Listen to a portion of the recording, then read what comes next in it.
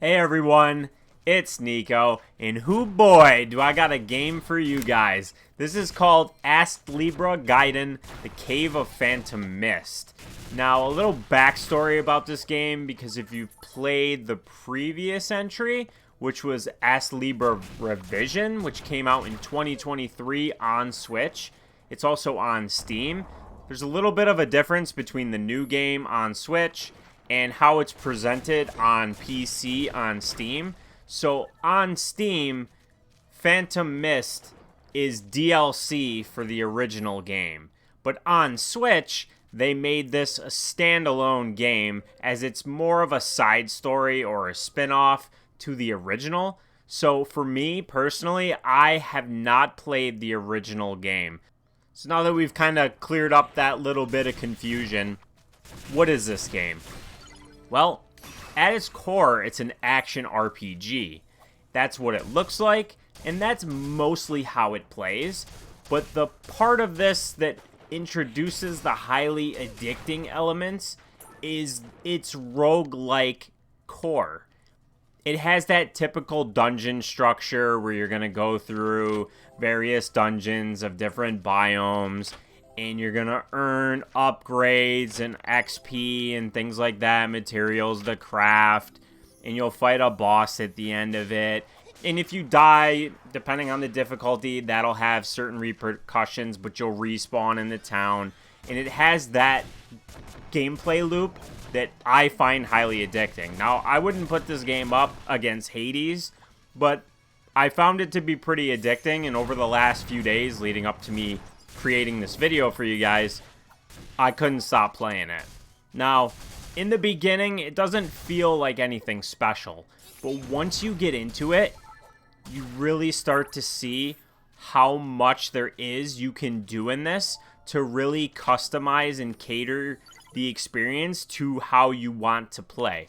Now, you have your regular weapon types. There's maces and staves and swords and daggers. You can also acquire like long-range weapons like bows and crossbows, handguns, shotguns, things like that. There's different armor types and accessories, but there's so many different ways you can upgrade your character in so many different systems, like all going on at once, that it would take me literally probably 15 minutes to explain all of these elements. So I will certainly do my best to include some of this in the footage as I'm talking about it.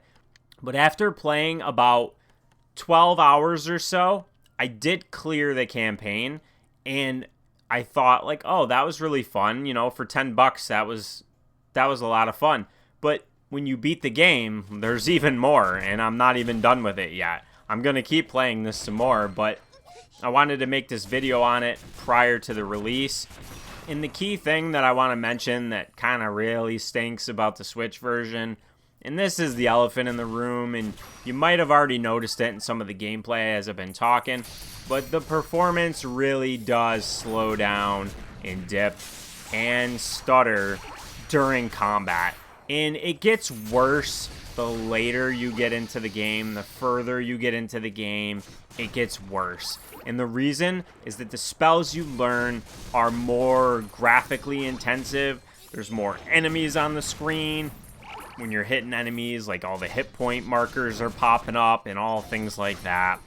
And I hate to make excuses for performance issues, but truthfully, I got used to it pretty quickly because it's mostly when you're casting spells. It doesn't really happen too often when you're engaging in the hand-to-hand combat. But I did unfortunately want to mention that that is an issue here. Like I said, I haven't played the original ASTLIBRA Revision game, so I don't know if it was an issue there as well. Maybe they'll patch this. Maybe it's something fixable. Maybe it's not. But either way, it's there. It's unfortunate, but for me personally, I did just get used to it. Other than that, this story told in this game, I don't really, like, I understand the story in this, but I don't understand fully what's going on because this is a side story to the original game, which I had not played. So for me, playing this one first was a bit confusing. So if you haven't played the original and you pick this one up, expect to be a little bit lost. You might figure things out by the end of the game, but I was pretty clueless throughout the story mode. And to be honest, I really didn't care because I was hooked into the gameplay, not the story. This has a really nice art style that gives me like that crisp PS1 2D kind of vibe. And then the music's pretty good, the sound design's really good. There's a lot of customization you can do with your character, not just with increasing your skills like luck and attack and magic and all those sort of attributes, but also you can dress your character in different outfits. There's a shop in the town that specifically allows you to purchase new outfits. They're a bit pricey, but the further you get into the game, the faster you earn money. So this wasn't something I focused on early on and focused on a little bit more later on to customize how I looked, because I was pretty boring with just the default brown dress throughout almost the entirety of like the game. ASTLIBRA does a wonderful job of explaining all of its mechanics to you and introducing you to all the different upgrade systems and things like that. And like I said, there's a ton of it here. Hopefully I'm doing a good enough job at showing you in the footage. I'm not going to explain it all. That'll probably be pretty boring and pretty long-winded. But that was part of it that kept me so engaged throughout the entirety of like the 14 or 15 hours that I've played so far. I constantly felt like I was making progress. Constantly making progress. There's always treasures and materials you're finding, new equipment, acquiring the different colored gems which allow you to upgrade in this massive, absolutely massive skill tree that branches in so many different ways for all the different attributes. And there's little intricacies to the gameplay, and the way you use the spells and the way this controls is really intuitive because you hold a button and then you push like 2 directions and you can cast a spell. You can have a spell of all the different elements. There's so many things about this game that was really fun, really addicting. So if you like roguelikes and you like action RPGs, this one played a lot in terms of control and kind of combat, like Symphony of the Night, but definitely more in-depth with the spells, because there's a ton of these spells, and it's really quick and easy to cast them. There's a ton of healing items you can craft, you can upgrade your equipment. There's mastery even for your equipment. There's 2 whole systems I haven't even mentioned that utilize crystals. There's blue and green ones, and you can use these to even further customize your character. It's insane to me how many different systems there are in ways to improve your character. Like, I can't emphasize enough that I've never seen a game with this many types of upgrade systems working together simultaneously, and it somehow manages to not get confusing. Like, it's crazy to me how well it all meshes together. The level designs are random like a roguelike, so expect them to be, I mean, they're fairly generic. There's different biomes. There's snow and fire and forest and dark areas and water and things like that. We've seen all that before. I didn't at any point really dislike the level design. There's usually secrets hidden, and it rewards you for exploring, eliminating all the enemies and things like that. So there's so much to this game that I've only touched on the surface. But if you like action RPGs, you should absolutely check this game out. It is only $10.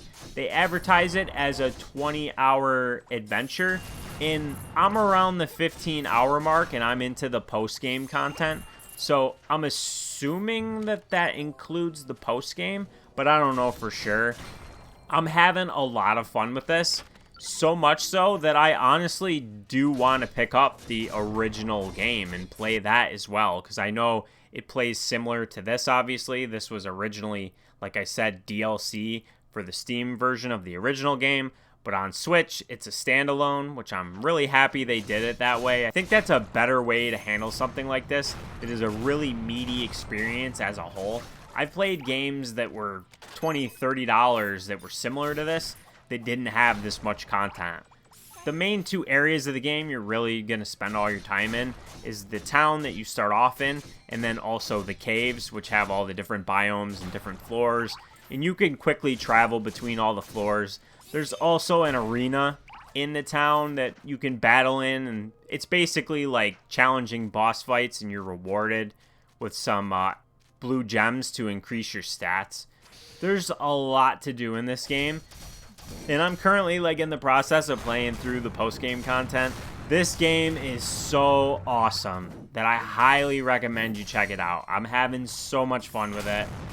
I hope this game does well, not only on Switch, but I hope it did well on Steam, because I would love to see a continuation of the series or a sequel. I like almost everything about it. I'm really trying to think of something that I didn't like, but I really can't. The only issue I had was the performance on Switch, which again, I just kind of got used to it because it mostly happened for a few seconds and then it was over because the enemies were eliminated by these massive spells I casted.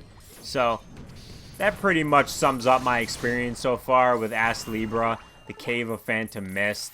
Check this one out on either Steam or Switch, and keep in mind that this is a standalone game on Switch. And there's also the original game, ASTLIBRA Revision, that you could purchase on Switch that came out in 2023. So I hope you found this helpful. I rambled a lot, but I enjoyed the heck out of talking about this game. So if you have any questions, if there's anything I missed, please comment down below, and I'll be sure to answer you. I tried my best to at least cover all of the bases. And if I wanted to talk about everything, this genuinely would have been like a 25 to 30 minute video of me just rambling about this game. So like, comment, subscribe, and I'll see you on the next one.